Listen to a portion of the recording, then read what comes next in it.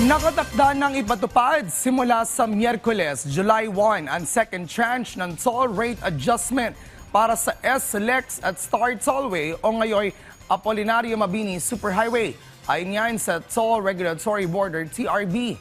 Sa Section 1 o mula Santo Tomas hanggang Lipa, may dagdag po na 4 pesos, 9 pesos at 13 pesos para sa Class 1, 2 at 3. Habang sa Section 2 naman o yung mula Lipa hanggang Batangas City, may dagdag singil na 4 pesos, 8 pesos at 12 pesos para sa Class 1, 2 at 3. Sa end-to-end section o yung mula Santo Tomas hanggang Batangas City ay may dagdag singil na 8 pesos, 17 pesos at 26 pesos para sa Class 1, 2 at 3.